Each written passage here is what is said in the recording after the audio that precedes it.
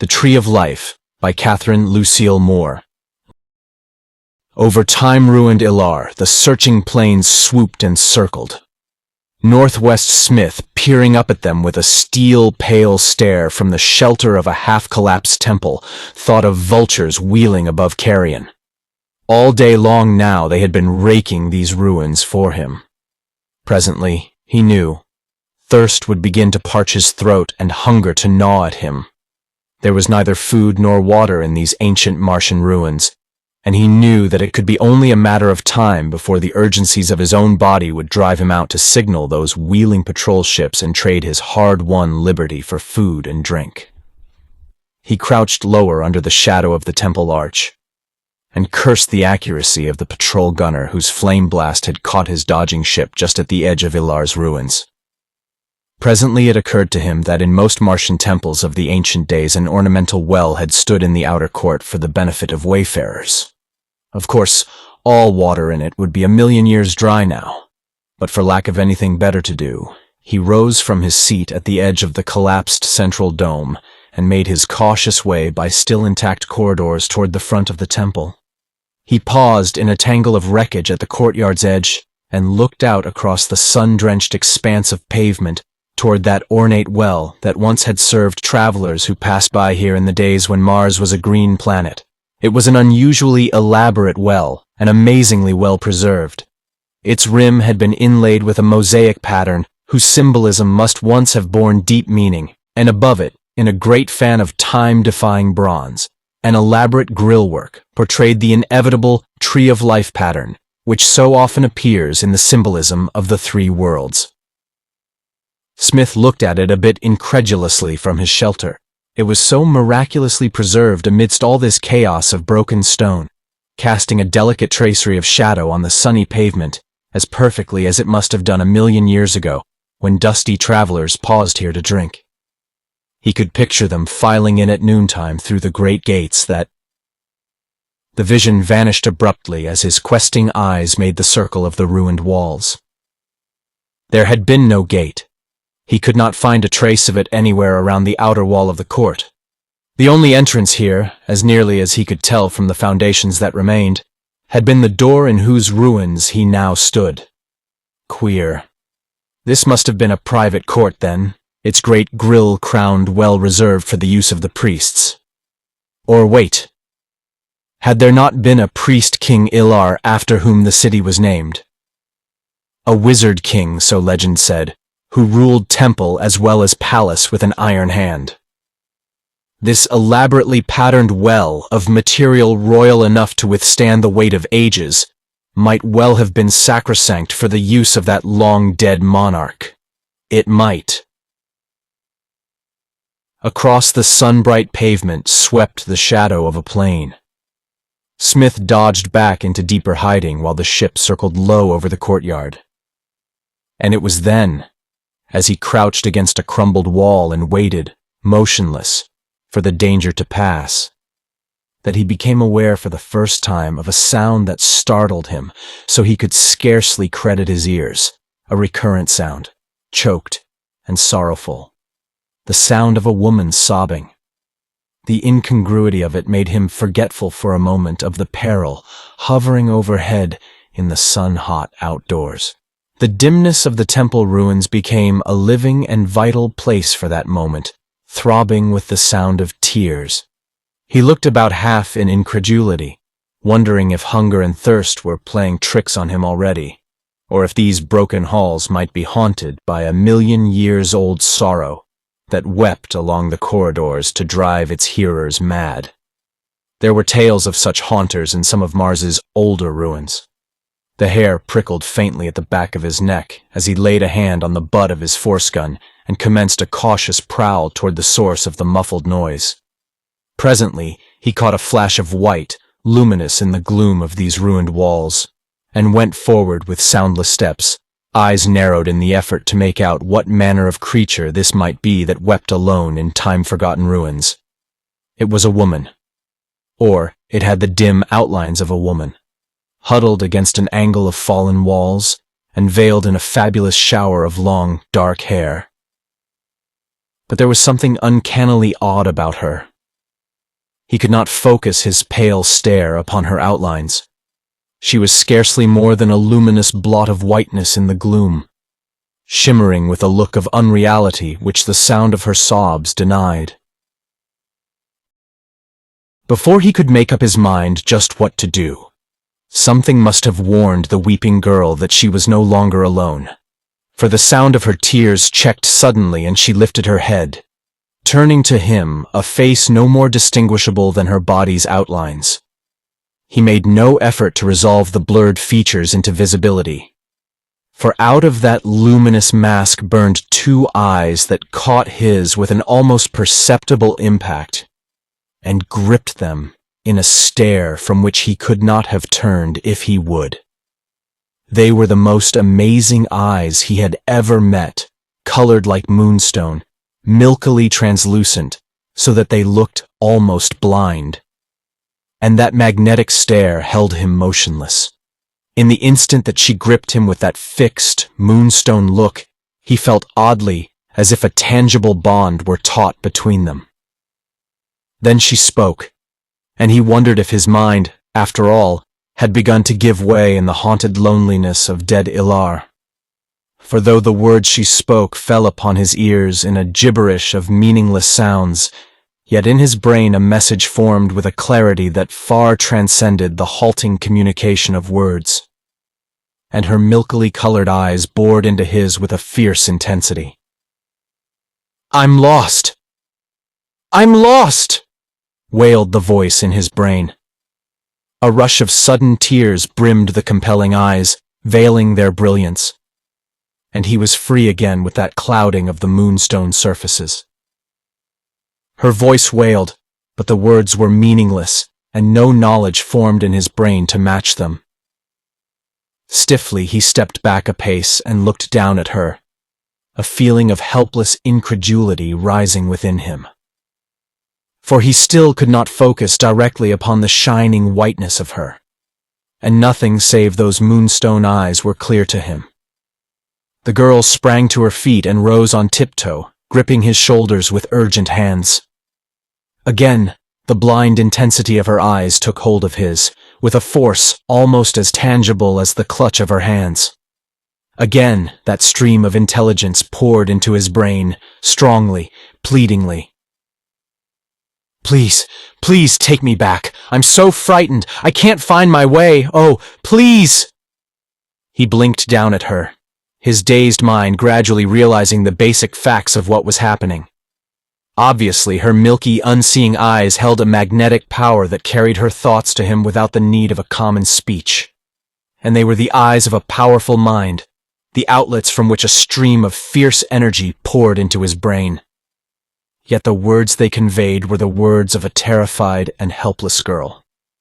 A strong sense of wariness was rising in him as he considered the incongruity of speech and power, both of which were beating upon him more urgently with every breath. The mind of a forceful and strong-willed woman carrying the sobs of a frightened girl. There was no sincerity in it. "Please, please!" cried her impatience in his brain. "Help me! Guide me back!" "Back where?" he heard his own voice asking. "The tree!"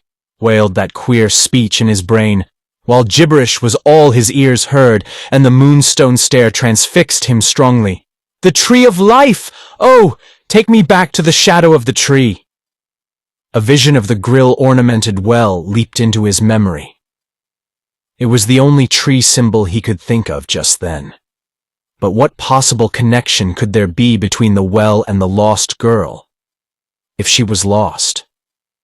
Another wail in that unknown tongue, another anguished shake of his shoulders, brought a sudden resolution into his groping mind. There could be no harm in leading her back to the well, to whose grill she must surely be referring, and strong curiosity was growing in his mind. Much more than met the eye was concealed in this queer incident, and a wild guess had flashed through his mind that perhaps she might have come from some subterranean world into which the well descended. It would explain her luminous pallor, if not her blurriness, and too, her eyes did not seem to function in the light. There was a much more incredible explanation of her presence. but he was not to know it for a few minutes yet. "Come along," he said, taking the clutching hands gently from his shoulders. "I'll lead you to the well." She sighed in a deep gust of relief and dropped her compelling eyes from his, murmuring in that strange, gabbling tongue what must have been thanks. He took her by the hand and turned toward the ruined archway of the door. Against his fingers her flesh was cool and firm.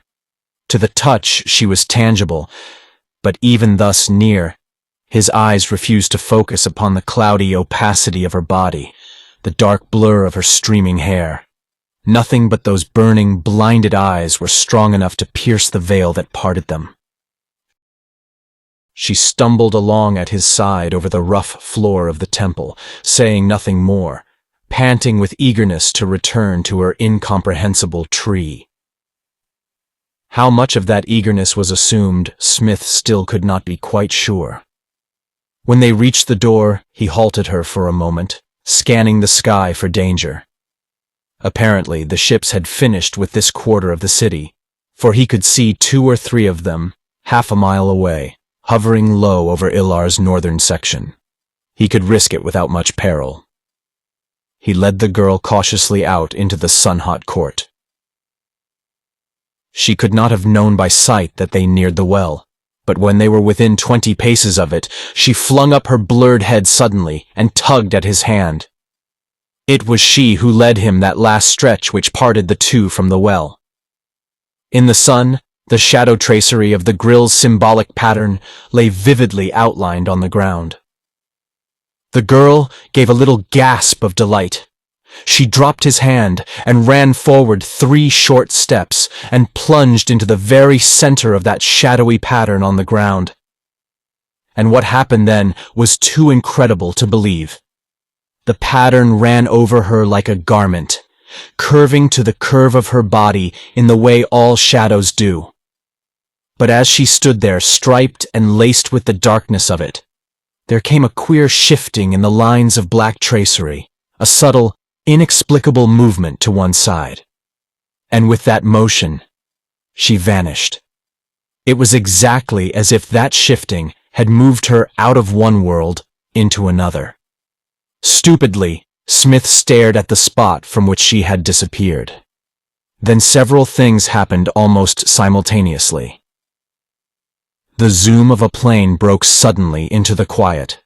A black shadow dipped low over the rooftops, and Smith, too late, realized that he stood defenseless in full view of the searching ships. There was only one way out, and that was too fantastic to put faith in. But he had no time to hesitate. With one leap, he plunged full into the midst of the shadow of the Tree of Life. Its tracery flowed round him, molding its pattern to his body. And outside the boundaries, everything executed a queer little sidewise dip and slipped in the most extraordinary manner, like an optical illusion, into quite another scene. There was no intervention of blankness. It was as if he looked through the bars of a grill upon a picture, which without warning slipped sidewise, while between the bars appeared another scene, a curious, dim landscape, gray as if with the twilight of early evening. The air had an oddly thickened look, through which he saw the quiet trees and the flower-spangled grass of the place with a queer, unreal blending. Like the landscape in a tapestry, all its outlines blurred. In the midst of this tapestried twilight, the burning whiteness of the girl he had followed blazed like a flame. She had paused a few steps away and stood waiting, apparently quite sure that he would come after. He grinned a little to himself as he realized it, knowing that curiosity must almost certainly have driven him in her wake, even if the necessity for shelter had not compelled his following. She was clearly visible now, in this thickened dimness, visible and very lovely, and a little unreal. She shone with a burning clarity, the only vivid thing in the whole twilit world. Eyes upon that blazing whiteness, Smith stepped forward, scarcely realizing that he had moved. Slowly, he crossed the dark grass toward her. That grass was soft underfoot, and thick with small, low-blooming flowers of a shining pallor. Botticelli painted such spangled swords for the feet of his angels. Upon it the girl's bare feet gleamed whiter than the blossoms. She wore no garment but the royal mantle of her hair, sweeping about her in a cloak of shining darkness that had a queer, unreal tinge of purple in that low light. It brushed her ankles in its fabulous length. From the hood of it she watched Smith coming toward her, a smile on her pale mouth and a light blazing in the deeps of her moonstone eyes. She was not blind now, nor frightened. She stretched out her hand to him confidently. "It is my turn now to lead you," she smiled. As before, the words were gibberish, but the penetrating stare of those strange white eyes gave them a meaning in the depths of his brain. Automatically, his hand went out to hers. He was a little dazed, and her eyes were very compelling. Her fingers twined in his, and she set off over the flowery grass, pulling him beside her. He did not ask where they were going. Lost in the dreamy spell of the still, gray, enchanted place, he felt no need for words. He was beginning to see more clearly in the odd, blurring twilight that ran the outlines of things together in that queer, tapestried manner, and he puzzled in a futile, muddled way as he went on over what sort of land he had come into. Overhead was darkness, paling into twilight near the ground, so that when he looked up he was staring into bottomless deeps of starless night. Trees and flowering shrubs and the flower-starred grass stretched emptily about them in the thick, confusing gloom of the place. He could see only a little distance through that dim air. It was as if they walked a strip of tapestried twilight in some unlighted dream. And the girl, with her lovely, luminous body and richly colored robe of hair, was like a woman in a tapestry too, unreal and magical.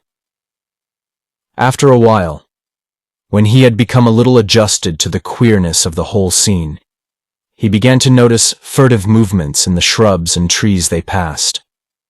Things flickered too swiftly for him to catch their outlines, but from the tail of his eye he was aware of motion, and somehow of eyes that watched. That sensation was a familiar one to him, and he kept an uneasy gaze on those shiftings in the shrubbery as they went on.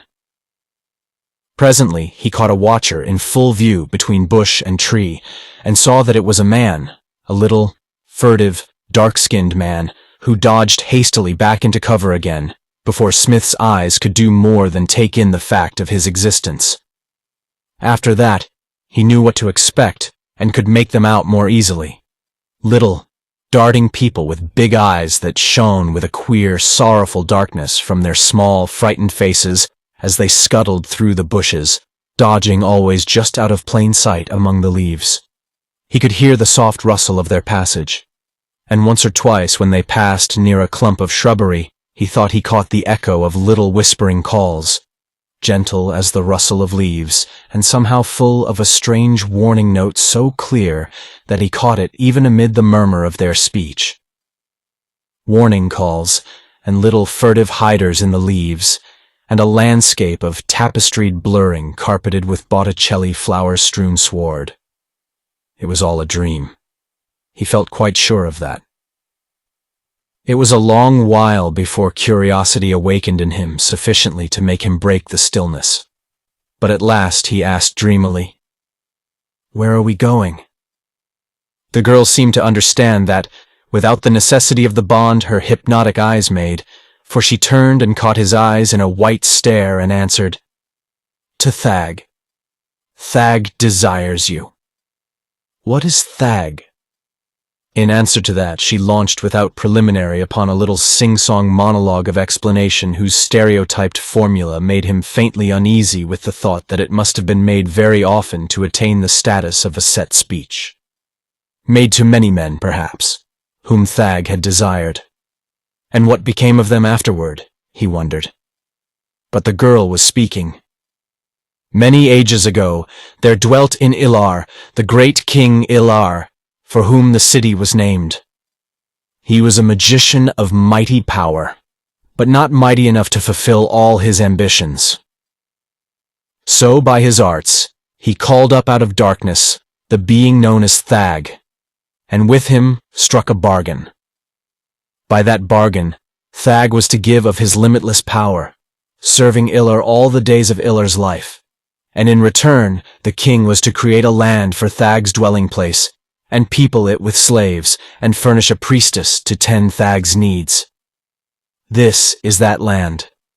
I am that priestess, the latest of a long line of women born to serve Thag. The tree people are his lesser servants. I have spoken softly so that the tree people do not hear, for to them, Thag is the center and focus of creation, the end and beginning of all life. But to you I have told the truth. But what does Thag want of me? It is not for Thag's servants to question Thag. Then what becomes afterward of the men Thag desires? He pursued. You must ask Thag that. She turned her eyes away as she spoke, snapping the mental bond that had flowed between them with a suddenness that left Smith dizzy. He went on at her side more slowly, pulling back a little on the tug of her fingers. By degrees, the sense of dreaminess was fading, and alarm began to stir in the deeps of his mind. After all, there was no reason why he need let this blank-eyed priestess lead him up to the very maw of her god. She had lured him into this land by what he knew now to have been a trick. Might she not have worse tricks than that in store for him? She held him, after all, by nothing stronger than the clasp of her fingers, if he could keep his eyes turned from hers. Therein lay her real power, but he could fight it if he chose, and he began to hear more clearly than ever the queer note of warning in the rustling whispers of the tree folk who still fluttered in and out of sight among the leaves. The twilight place had taken on menace and evil. Suddenly, he made up his mind. He stopped, breaking the clasp of the girl's hand. "I'm not going," he said. She swung round in a sweep of richly tinted hair, words jetting from her in a gush of incoherence. But he dared not meet her eyes, and they conveyed no meaning to him. Resolutely, he turned away, ignoring her voice, and set out to retrace the way they had come. She called after him once, in a high, clear voice that somehow held a note as warning as that in the rustling voices of the tree people. But he kept on doggedly, not looking back. She laughed then, sweetly and scornfully, a laugh that echoed uneasily in his mind long after the sound of it had died upon the twilit air. After a while, he glanced back over one shoulder, half expecting to see the luminous dazzle of her body still glowing in the dim glade where he had left her. But the blurred tapestry landscape was quite empty. He went on in the midst of a silence so deep it hurt his ears, and in a solitude unhaunted even by the shy presences of the tree folk.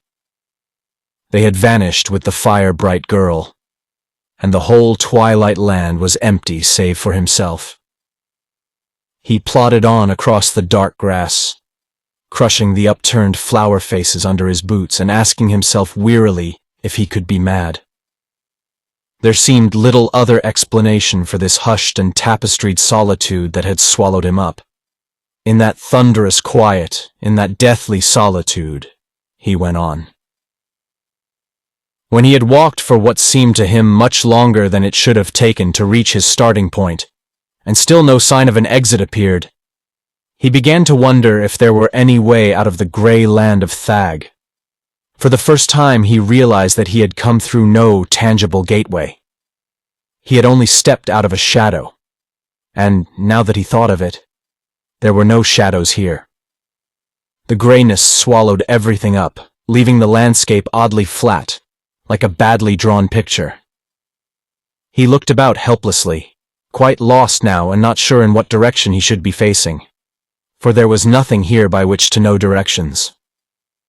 The trees and shrubs and the starry grass still stretched about him, uncertainly outlined in that changeless dusk. They seemed to go on forever. But he plodded ahead, unwilling to stop because of a queer tension in the air. Somehow, as if all the blurred trees and shrubs were waiting in breathless anticipation, centering upon his stumbling figure. But all trace of animate life had vanished with the disappearance of the priestess's white glowing figure. Head down, paying little heed to where he was going, he went on over the flowery sward. An odd sense of voids about him startled Smith at last out of his lethargic plodding. He lifted his head. He stood just at the edge of a line of trees, dim and indistinct in the unchanging twilight. Beyond them, he came to himself with a jerk and stared incredulously. Beyond them, the grass ran down to nothingness, merging by imperceptible degrees into a streaked and arching void. Not the sort of emptiness into which a material body could fall, but a solid nothing, curving up toward the dark zenith as the inside of a sphere curves. No physical thing could have entered there. It was too utterly void, an inviolable emptiness which no force could invade. He stared up along the inward arch of that curving, impassable wall. Here, then, was the edge of the queer land Ilar had wrested out of space itself.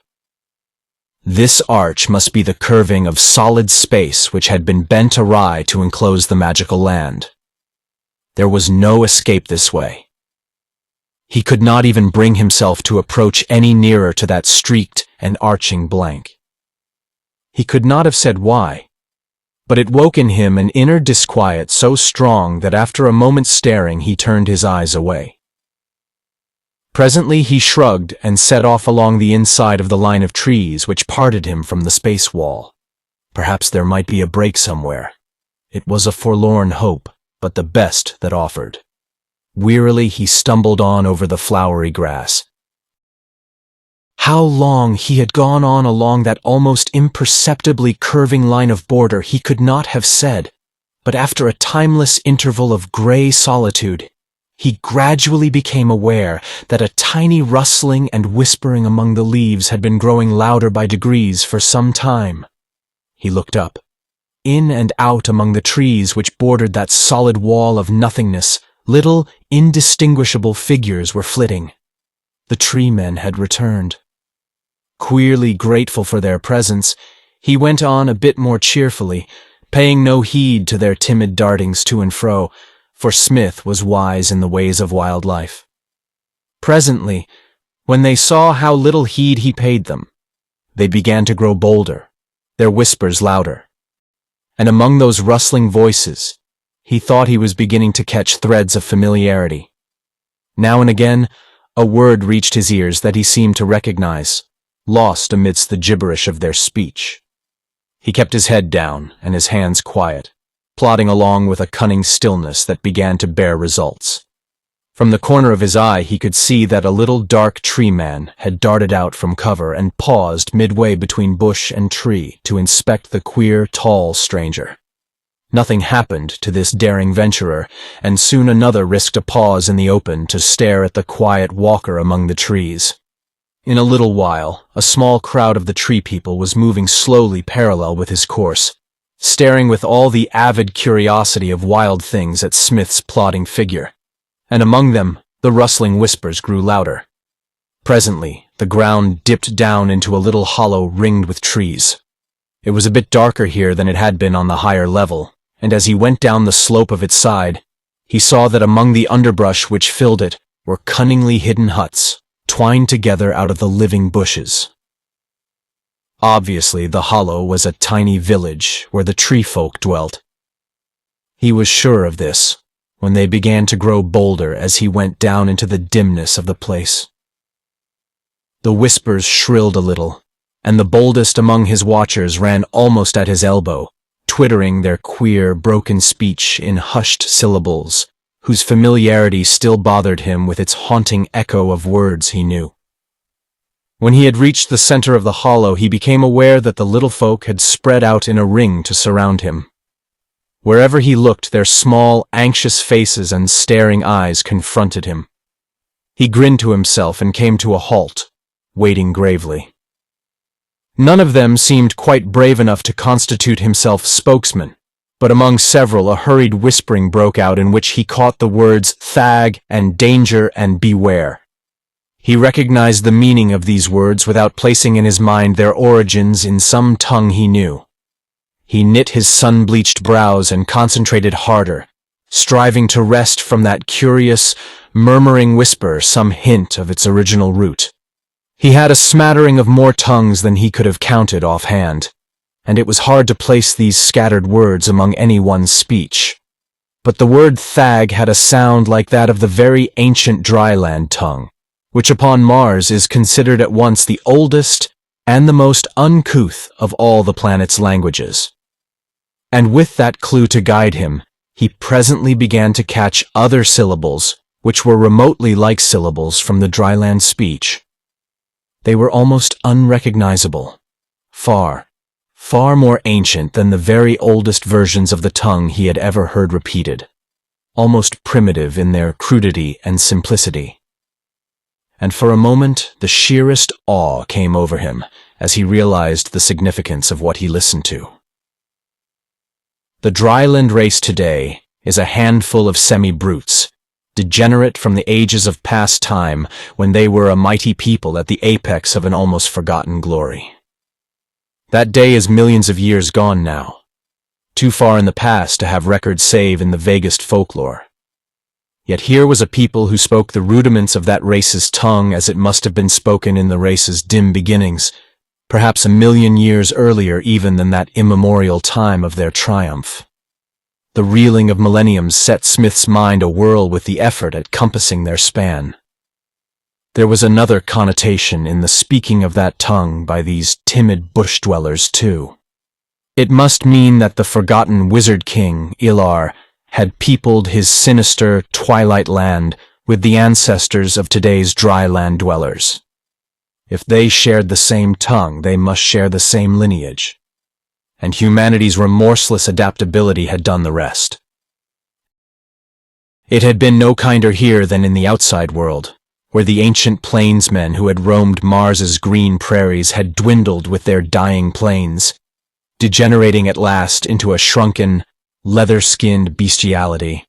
For here, that same race root had declined into these tiny, slinking creatures with their dusky skins and great, staring eyes, and their voices that never rose above a whisper. What tragedies must lie behind that gradual degeneration? All about him the whispers still ran. He was beginning to suspect that through countless ages of hiding and murmuring those voices must have lost the ability to speak aloud. And he wondered with a little inward chill what terror it was which had transformed a free and fearless people into these tiny wild things whispering in the underbrush. The little anxious voices had shrilled into vehemence now, all of them chattering together in their queer, soft, rustling whispers. Looking back later upon that timeless space he had passed in the hollow, Smith remembered it as some curious nightmare. Dimness and tapestried blurring, and a hush like death over the whole twilight land, and the timid voices whispering, eloquent with terror and warning. He groped back among his memories, and brought forth a phrase or two remembered from long ago, an archaic rendering of the immemorial tongue they spoke. It was the simplest version he could remember of the complex speech now used, but he knew that to them it must sound fantastically strange. Instinctively he whispered as he spoke it, feeling like an actor in a play as he mouthed the ancient idiom. I cannot understand. Speak more slowly. A torrent of words greeted this rendering of their tongue. Then there was a great deal of hushing and hissing, and presently 2 or 3 between them began laboriously to recite an involved speech, 1 syllable at a time. Always 2 or more shared the task. Never in his converse with them did he address anyone directly. Ages of terror had bred all directness out of them. Thag, they said. Thag, the terrible. Thag, the omnipotent. Thag, the unescapable. Beware of Thag. For a moment Smith stood quiet, grinning down at them despite himself. There must not be too much of intelligence left among this branch of the race either, for surely such a warning was superfluous. yet they had mastered their agonies of timidity to give it. All virtue could not yet have been bred out of them then. They still had kindness, and a sort of desperate courage rooted deep in fear. "What is Thag?" he managed to inquire, voicing the archaic syllables uncertainly. And they must have understood the meaning if not the phraseology, for another spate of whispered tumult burst from the clustering tribe. Then, as before, several took up the task of answering. Thag, Thag, the end and the beginning, the center of creation. When Thag breathes, the world trembles. The earth was made for Thag's dwelling place. All things are Thag's. Oh, beware, beware. This much he pieced together out of their diffuse whisperings, catching up the fragments of words he knew and fitting them into the pattern. What is the danger? He managed to ask. Thag hungers. Thag must be fed. It is we who feed him, but there are times when he desires other food than us. It is then he sends his priestess forth to lure food in. Oh, beware of Thag. You mean then that she, the priestess, brought me in for food? A chorus of grave, murmuring affirmatives. Then why did she leave me? There is no escape from Thag. Thag is the center of creation. All things are Thag's. When he calls, you must answer. When he hungers, he will have you. Beware of Thag. Smith considered that for a moment in silence. In the main, he felt confident that he had understood their warning correctly, and he had little reason to doubt that they knew whereof they spoke. Thag might not be the center of the universe, but if they said he could call a victim from anywhere in the land, Smith was not disposed to doubt it. The priestess's willingness to let him leave her unhindered, yes, even her scornful laughter as he looked back, told the same story. Whatever Thag might be, his power in this land could not be doubted. He made up his mind suddenly what he must do, and turned to the breathlessly waiting little folk. Which way lies Thag? He asked. A score of dark, thin arms pointed. Smith turned his head speculatively toward the spot they indicated. In this changeless twilight, all sense of direction had long since left him, but he marked the line as well as he could by the formation of the trees, then turned to the little people with a ceremonious farewell rising to his lips. My thanks for, he began, to be interrupted by a chorus of whispering cries of protest. They seemed to sense his intention, and their pleadings were frantic. A panic anxiety for him glowed upon every little terrified face turned up to his, and their eyes were wide with protest and terror. Helplessly, he looked down. I must go, he tried stumblingly to say. My only chance is to take Thag unawares before he sends for me. He could not know if they understood. Their chattering went on undiminished, and they even went so far as to lay tiny hands on him, as if they would prevent him by force from seeking out the terror of their lives. No, no, no, they wailed murmurously. You do not know what it is you seek. You do not know Thag. Stay here. Beware of Thag. A little prickling of unease went down Smith's back as he listened. Thag must be very terrible indeed if even half this alarm had foundation.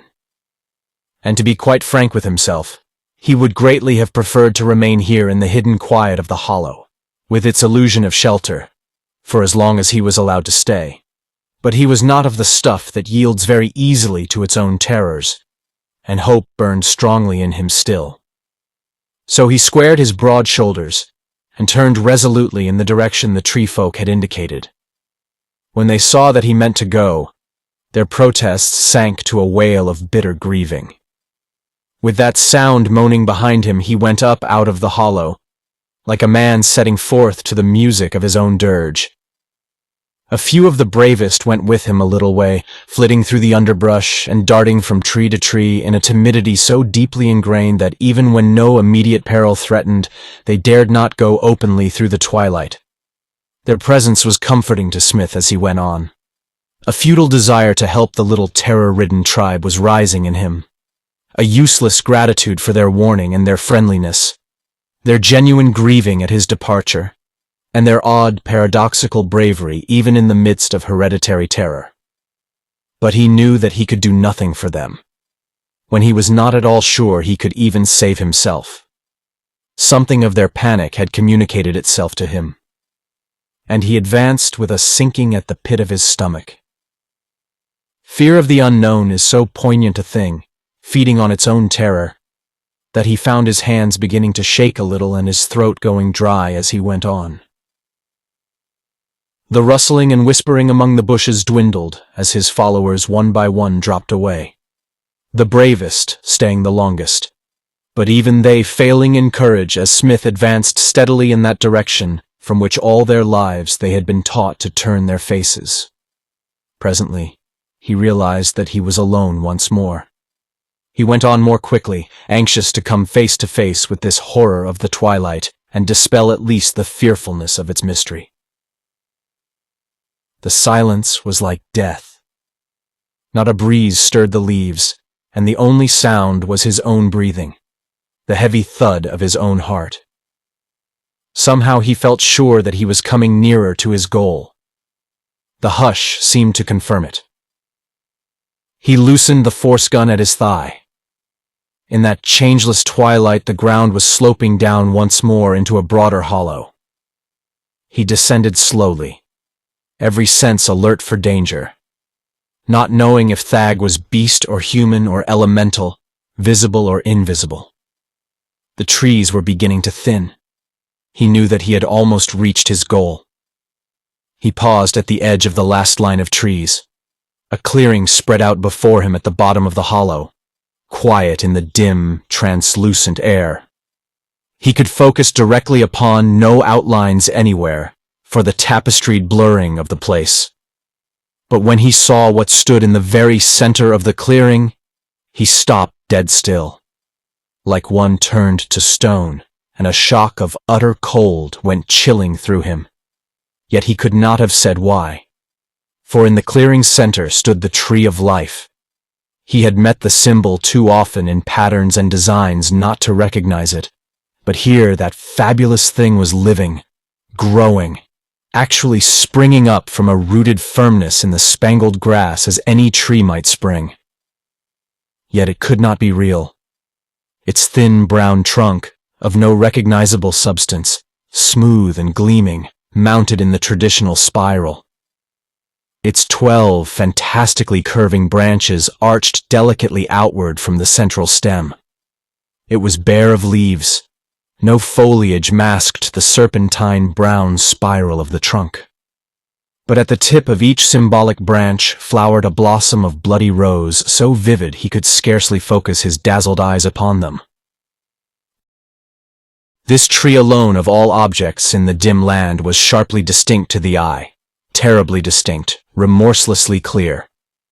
No words can describe the amazing menace that dwelt among its branches. Smith's flesh crept as he stared, yet he could not for all his staring make out why peril was so eloquent there. To all appearances here stood only a fabulous symbol miraculously come to life. Yet danger breathed out from it so strongly that Smith felt the hair lifting on his neck as he stared. It was no ordinary danger. A nameless, choking, paralyzed panic was swelling in his throat as he gazed upon the perilous beauty of the tree. Somehow the arches and curves of its branches seemed to limn a pattern so dreadful that his heart beat faster as he gazed upon it. But he could not guess why, though somehow the answer was hovering just out of reach of his conscious mind. From that first glimpse of it, his instincts shuddered like a shying stallion. Yet reason still looked in vain for an answer. Nor was the tree merely a vegetable growth. It was alive, terribly, ominously alive. He could not have said how he knew that, for it stood motionless in its empty clearing, not a branch trembling, yet in its immobility more awfully vital than any animate thing. The very sight of it woke in Smith an insane urging to flight, to put worlds between himself and this inexplicably dreadful thing. Crazy impulses stirred in his brain, coming to insane birth at the calling of the tree's peril. The desperate need to shut out the sight of that thing that was blasphemy, to put out his own sight rather than gaze longer upon the perilous grace of its branches, to slit his own throat that he might not need to dwell in the same world which housed so frightful a sight as the tree. All this was a mad battering in his brain. The strength of him was enough to isolate it in a far corner of his consciousness, where it seethed and shrieked half-heeded while he turned the cool control which the spaceway's life had taught him to the solution of this urgent question. But even so, his hand was moist and shaking on his gun butt, and the breath rasped in his dry throat. Why, he asked himself in a determined groping after steadiness, should the mere sight of a tree, even so fabulous a one as this, rouse that insane panic in the gazer?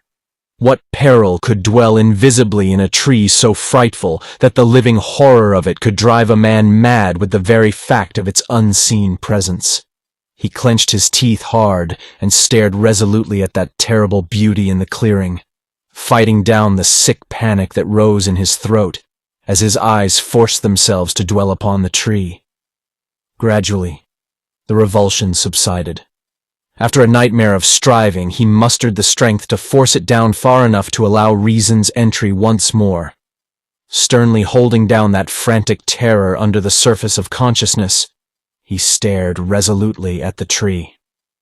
And he knew that this was Thag.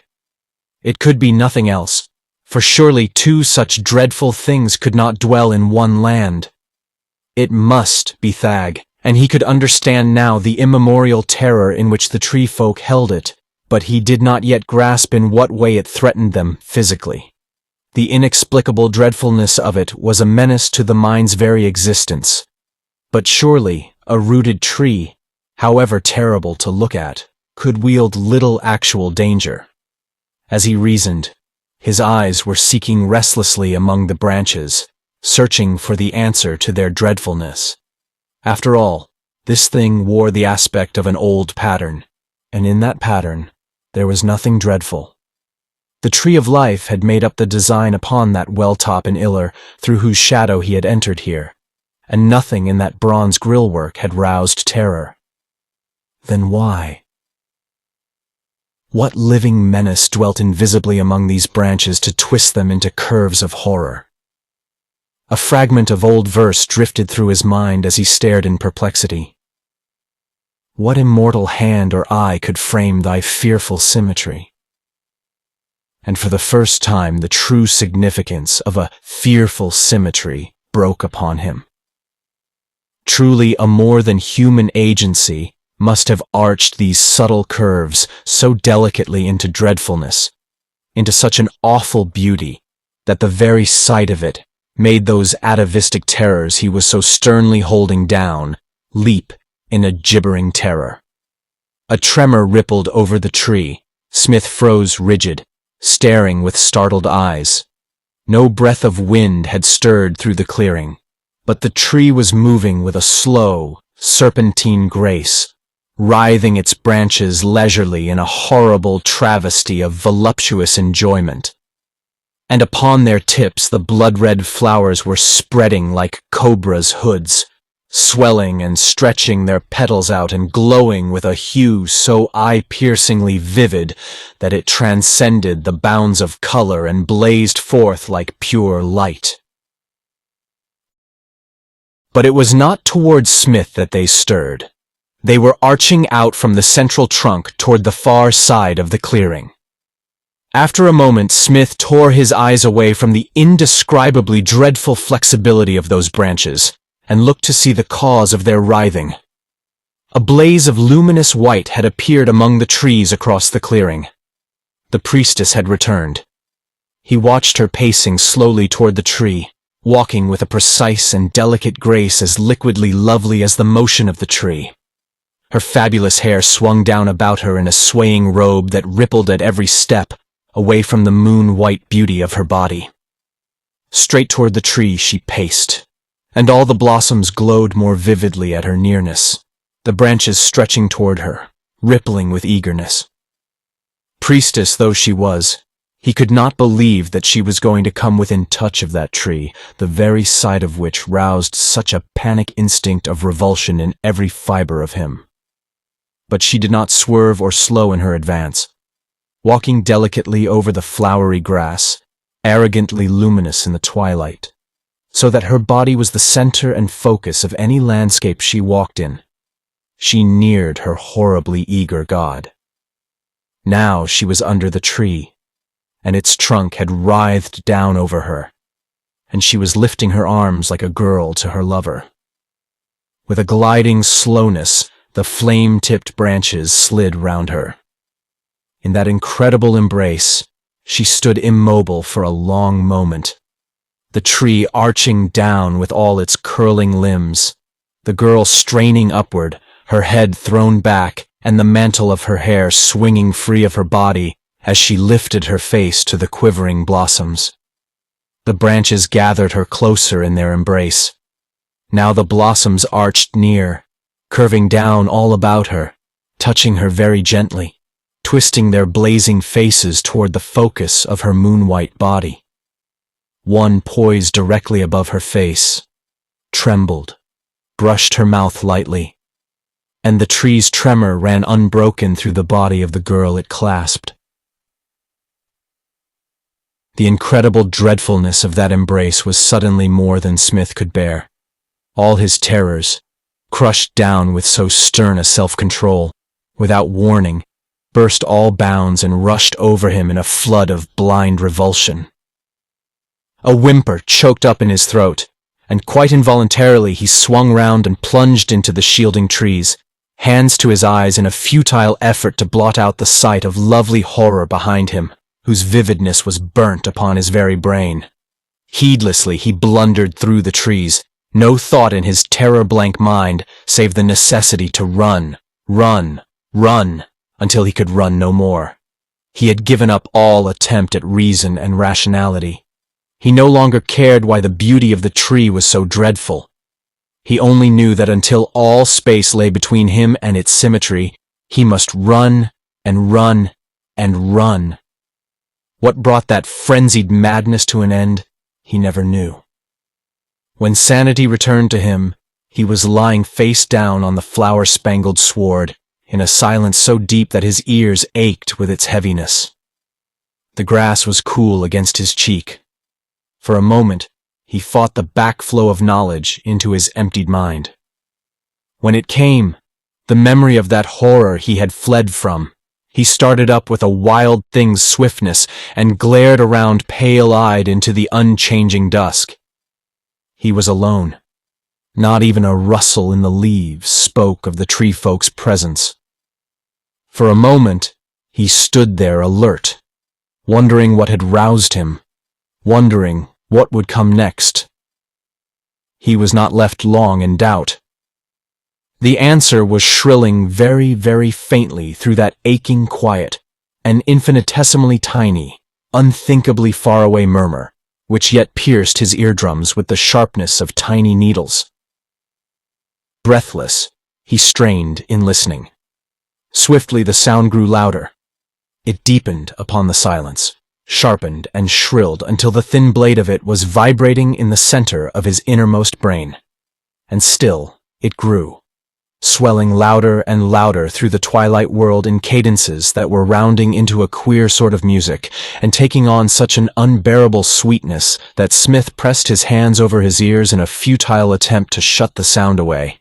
He could not. It rang in steadily deepening intensities through every fiber of his being, piercing him with thousands of tiny music blades that quivered in his very soul with intolerable beauty, and he thought he sensed in the piercing strength of it a vibration of queer, unnameable power far mightier than anything ever generated by man, the dim echo of some cosmic dynamo's hum.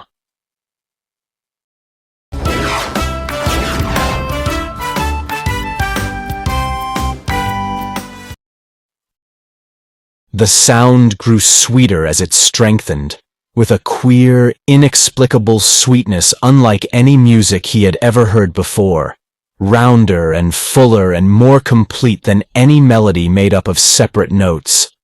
Stronger and stronger, he felt the certainty that it was the song of some mighty power, humming and throbbing and deepening through the twilight until the whole dim land was one trembling reservoir of sound that filled his entire consciousness with its throbbing, driving out all other thoughts and realizations, until he was no more than a shell that vibrated in answer to the calling. For it was a calling. No one could listen to that intolerable sweetness without knowing the necessity to seek its source. Remotely in the back of his mind, Smith remembered the tree folk's warning. When Thag calls, you must answer. Not consciously did he recall it, for all his consciousness was answering the siren humming in the air and scarcely realizing that he moved. He had turned toward the source of that calling, stumbling blindly over the flowery sward, with no thought in his music-brimmed mind, but the need to answer that lovely, power-vibrant summoning. Past him as he went on, moved other shapes, little and dark-skinned and ecstatic, gripped like himself in the hypnotic melody.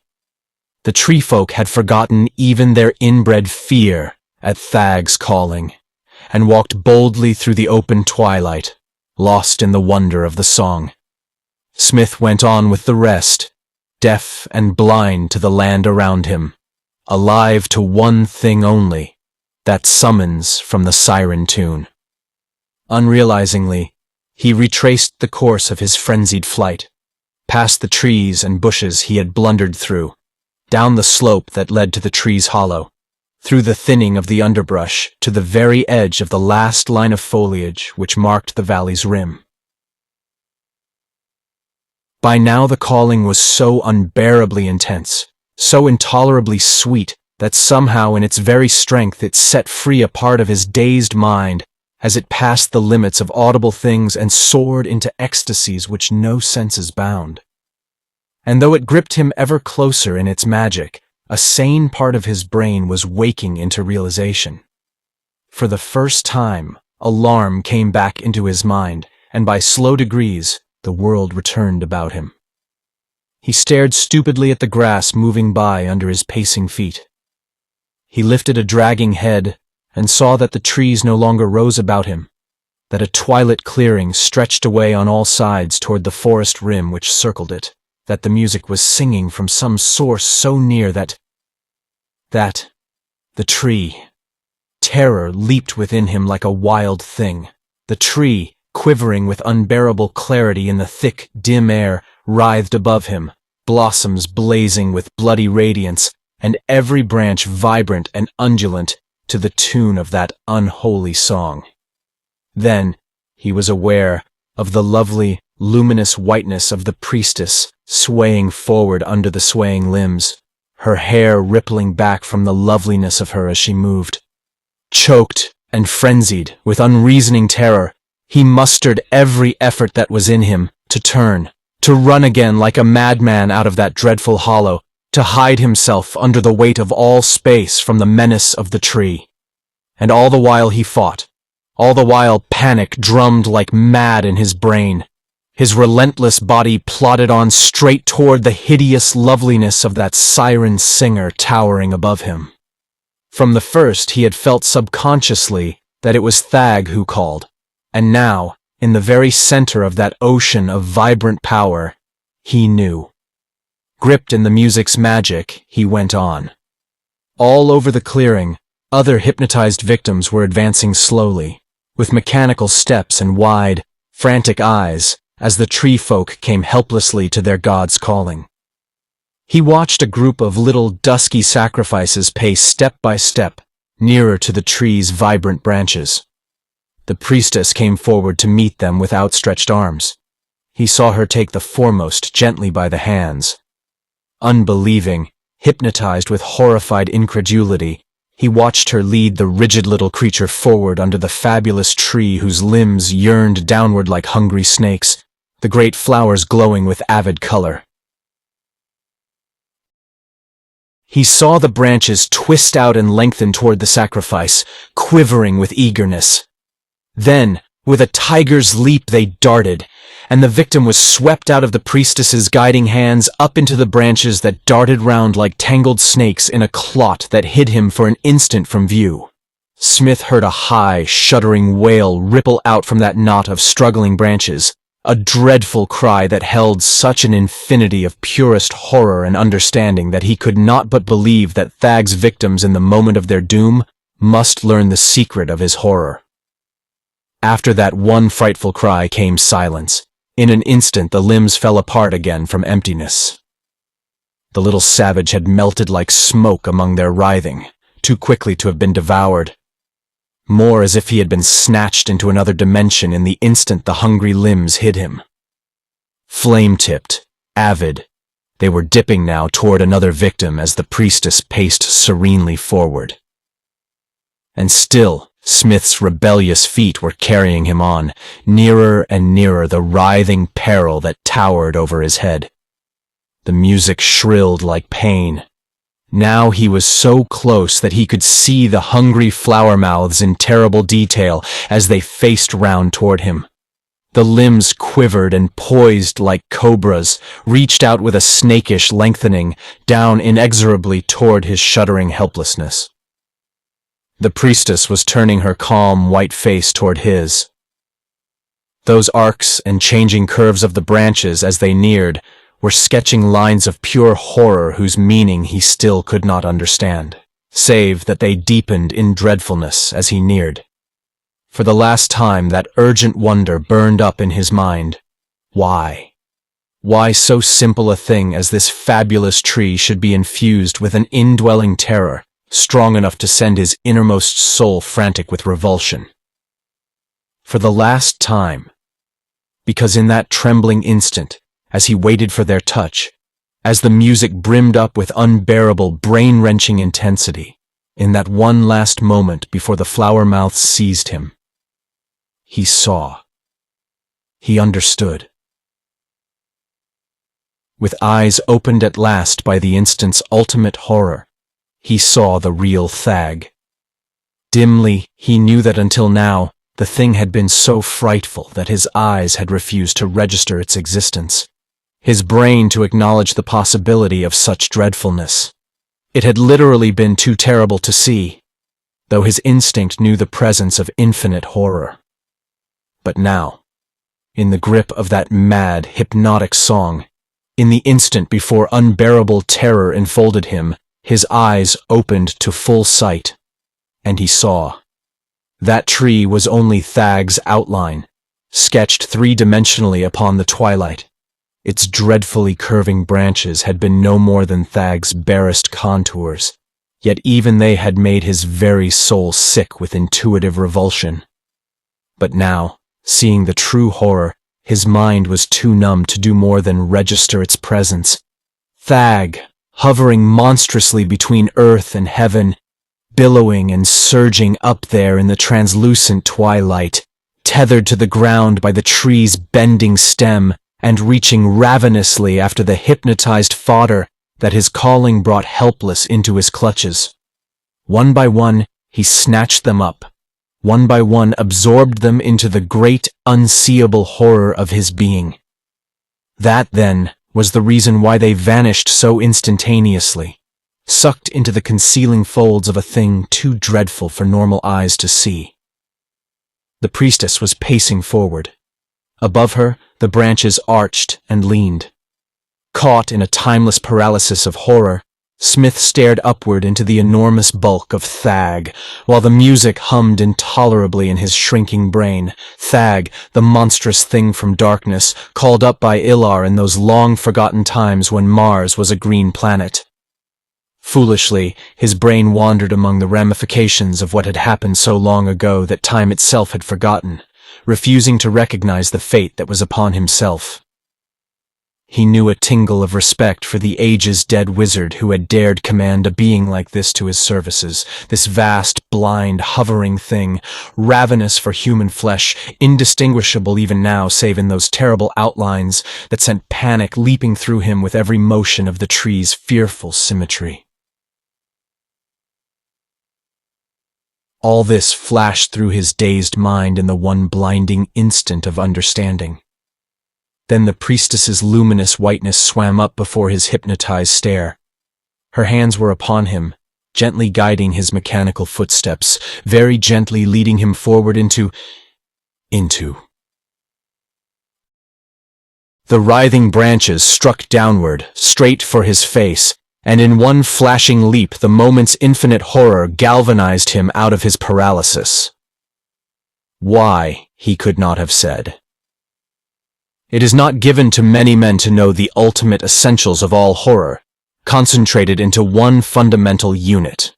To most men it would have had that same paralyzing effect, up to the very instant of destruction.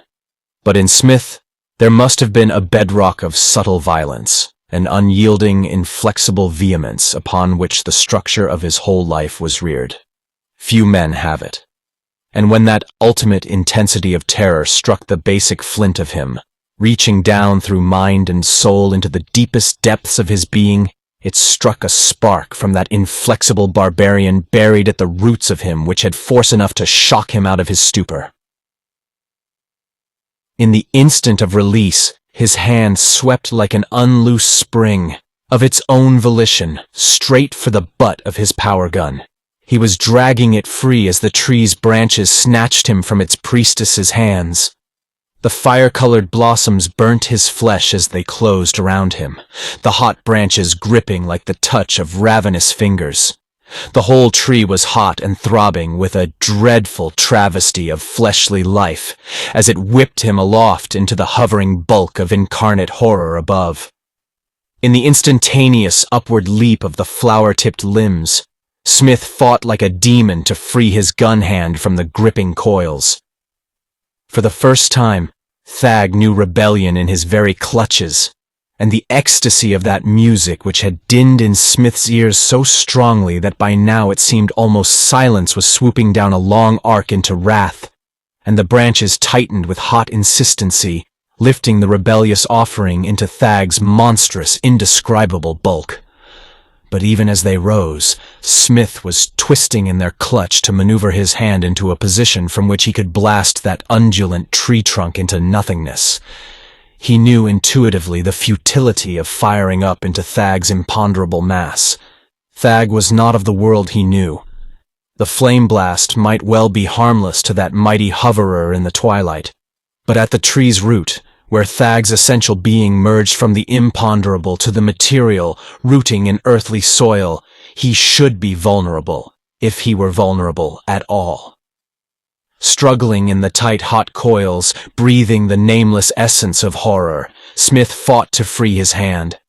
The music that had rung so long in his ears was changing as the branches lifted him higher, losing its melody and merging by swift degrees into a hum of vast and vibrant power that deepened in intensity as the limbs drew him upward into Thag's monstrous bulk, the singing force of a thing mightier than any dynamo ever built. Blinded and dazed by the force thundering through every atom of his body, he twisted his hand in one last convulsive effort and fired. He saw the flame leap in a dazzling gush straight for the trunk below. It struck. He heard the sizzle of annihilated matter. He saw the trunk quiver convulsively from the very roots, and the whole fabulous tree shook once with an ominous tremor. But before that tremor could shiver up the branches to him, the hum of the living dynamo which was closing round his body shrilled up arcs of pure intensity into a thundering silence. Then without a moment's warning the world exploded. So instantaneously did all this happen that the gun blast's roar had not yet echoed into silence before a mightier sound than the brain could bear exploded outward from the very center of his own being. Before the awful power of it, everything reeled into a shaken oblivion. He felt himself falling. A queer, penetrating light shining upon his closed eyes roused Smith by degrees into wakefulness again. He lifted heavy lids and stared upward into the unwinking eye of Mars's racing nearer moon. He lay there blinking dazedly for a while before enough of memory returned to rouse him. Then he sat up painfully, for every fiber of him ached, and stared round on a scene of the wildest destruction.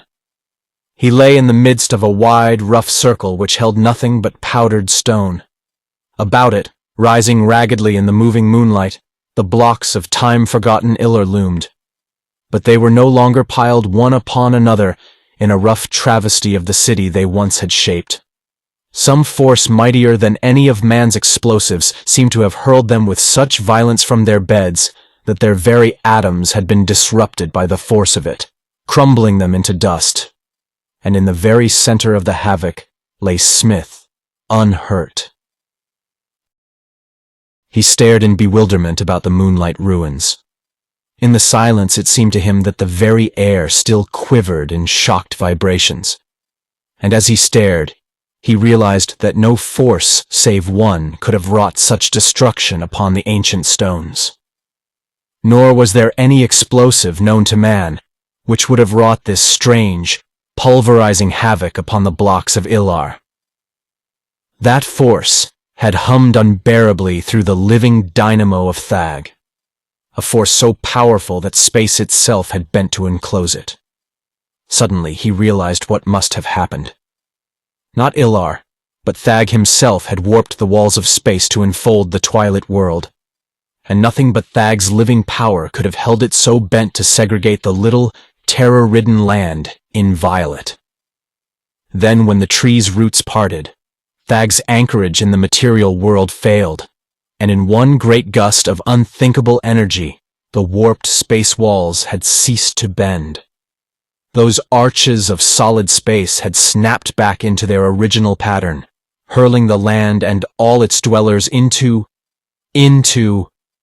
His mind balked in the effort to picture what must have happened, into what ultimate dimension those denizens must have vanished. Only himself, enfolded deep in Thag's very essence, the intolerable power of the explosion had not touched. So when the warped space curve ceased to be, and Thag's hold upon reality failed, he must have been dropped back out of the dissolving folds upon the spot where the tree had stood in the space-circled world, through that vanished world floor into the spot he had been snatched from in the instant of the dim land's dissolution. It must have happened after the terrible force of the explosion had spent itself, before Thag dared move even himself through the walls of changing energy into his own far land again. Smith sighed and lifted a hand to his throbbing head, rising slowly to his feet. What time had elapsed he could not guess, but he must assume that the patrol still searched for him. Wearily he set out across the circle of havoc toward the nearest shelter which Illar offered. The dust rose in ghostly moonlit clouds under his feet. Thank you for listening. If you like our recordings, consider liking this video and subscribing to our channel so you don't miss any more audiobooks.